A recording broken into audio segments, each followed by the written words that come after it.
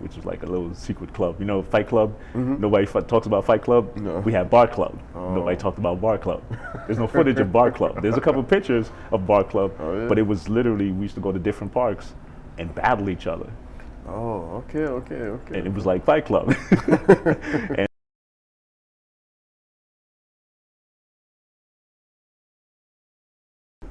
I was, after training with Highlanders and everything else, where I grew up in the Bronx, near Yankee Stadium, they were building a new workout park, right? Oh, it was not built? No, it wasn't built yet. So I was living in Queens. But I would still come to the Bronx and a bunch of different places. And Wait, while they were, okay, I cut you off, but are we talking about the park I went to? Brotherhood, yeah, it was, at the time that wasn't built. Okay. Oh shit. Yeah, Oh, like the whole time I was in working with Highlanders and everything, that park wasn't built. Okay. There was a little park that they built just to like let everyone know that we're gonna make this bigger and better as soon as we finish the stadium. Okay. So I would work out in that section. Oh, it was built as the at the same time as the stadium. Yeah. So what happened was they demolished the stadium. And Oh, there moved was a the old one. Yeah, Okay, they had an old stadium. There was no workout area in the old stadium. But they moved the stadium literally from one section. They moved it across the street. Why?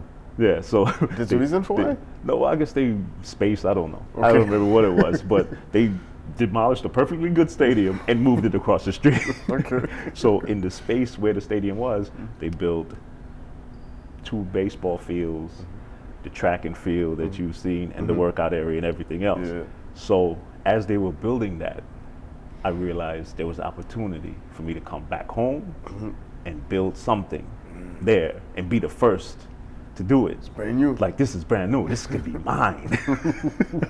Right? So I would always stay around the area and be the guy in the park. Oh, that guy does amazing stuff. In the old workout section. And then at one point, when they built the top section, what you know. Yeah. Before that section was built, it was caged off. They just had the pull-up bar and the dip bar on the opposite side. Okay. So I would still be there until that day. I have a video on YouTube of me. It was a raining day, and it was the first day they opened up the gates to the workout area, and I made sure I was the first person to touch every bar. So I went and did pull-ups and muscle-ups on every single bar till I christened it. Like, this is mine. Recorded? Yeah, I videotaped it. It was raining. I had a leather coat on, and I videotaped that just to like document the fact that I was the first one to touch all of this. This is mine. So that became my home base. I even moved back to that neighborhood because I grew up 2 blocks away from there. Okay. And I moved back to that same neighborhood. I moved in a building right across the street from where I was living, and that was home. I was there every day because it's 2 blocks away from the house, you know? So I kept going there, and then eventually some of the younger guys that used to work out with me, they were like, hey, we should start a team. And I was like, get out of my face. No, absolutely not, because after seeing how teams work, you have 10 members at one point, and then they start going, then there's attitudes and conflicts and everything else. It might be all petty things, to me. Yeah. So I'm like, no, just come to the park and work out. That's it. Just come and work out. We don't need a team. No. We don't need a name. No. We don't need any of this stuff. No. And they kept, come on, we need a team. And I was like, no. So they stopped coming to me. They went to a good friend of mine and said, you should talk him into it. So he went to a good friend of his who I knew a little bit. Okay. And he was like, and we were like the elders. Yeah. We were the elders. Yeah. And he goes, no, I think they want it. I was like, yeah, but they don't understand, They don't understand. Everybody wants anything until they don't understand what's going to happen. Yeah. We're going to break up. The band is going to break up. I guarantee you. It happens. Life happens. Yeah. And he was like, no, I think they're serious about it. So I was like, all right, look, I'll do it if you do it with me. That's the only way I'm going to do it. I can't be the only one responsible for this. Yeah. You have to do this with me. and they have to be committed to it. And so they showed up, and we committed, and we started Brotherhood. Okay, so that was you and the other guy? Mike. Mike? Okay. Big Mike, Iron Mike, AKA my twin. Okay. Because there's been moments when people come to the park, and we don't look alike at all. Okay. But he kind of has a beard. He has like a smaller beard. He has his low cut hair. And people are like, oh, Mike. And I would have whole conversations with people, them thinking that I'm Mike. Yeah. And same thing with him. And we just let it happen. Okay. The guy with the beard. Yeah. Him? Oh, the bald guy. I went to the park. I saw a big guy with the bald hair and a beard. So they just come sign him, and like me or him. And it's Mike. Are you cute? And he'd be like, yeah. Yeah. So yeah, but it's all love. As long as they come in with the good intentions, it's all welcome.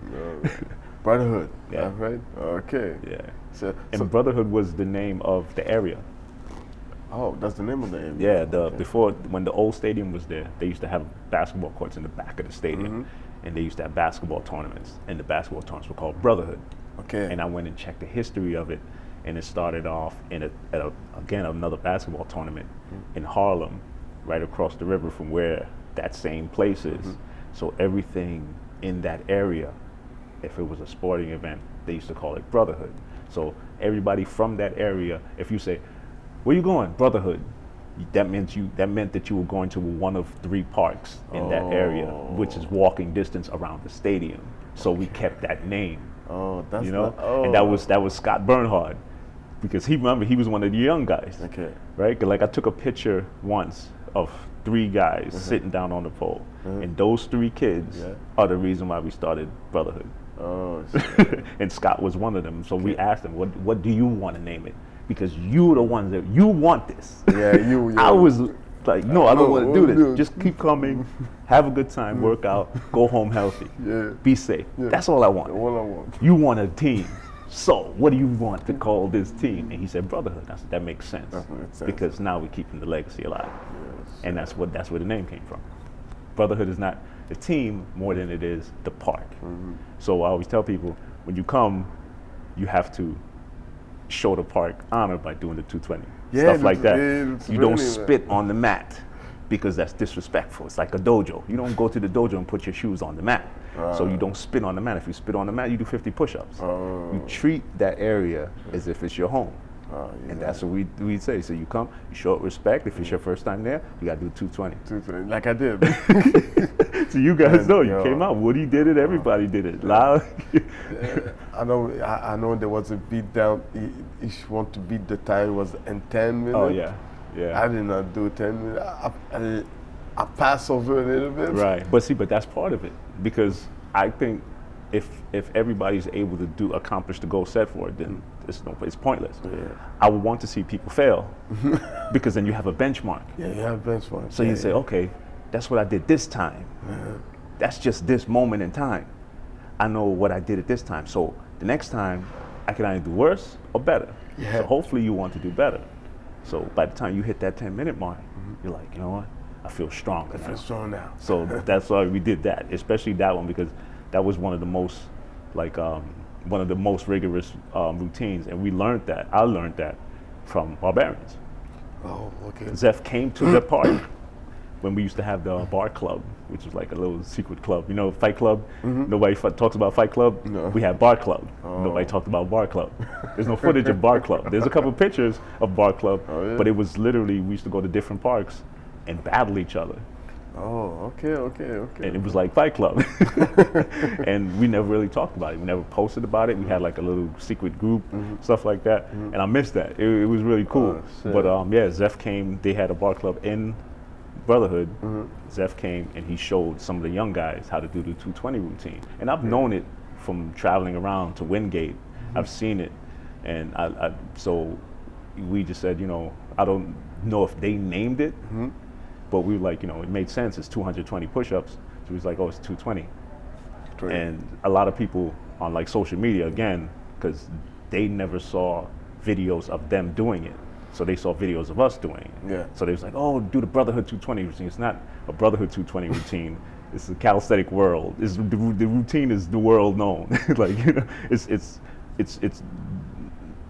We learned it from Brooklyn, pretty much. Okay. Zeph taught us the 220. Yeah, yeah. That's funny. The thing you talk about the bar fight. You said Barclub. bar club. Barclub, yeah. Because now, so Zach do compete. Zeph? Yeah, Oh, do. he competed in the bar club, yeah. Oh, Yeah, he competed in the bar club. Yeah, he funny. was him. It was sometimes we would do teams, so it'd be barbarians versus Brotherhood, versus Wingate versus Team Highland, and what other teams were there. And if we didn't have enough team members, then we would just mix and match. Sometimes it was an individual thing. It was just based on whatever routines we came up at the time, but it was always tough. And it was a good time, man. We got real strong doing those bar clubs. Yeah. And it was like a secret message, like, you know, it was a tight group. It was like, okay, we're gonna be in Brooklyn at this time, in a gym, in a park, just depends. And we show up, you had your team, or you just showed up individually. We did the routine, we went home.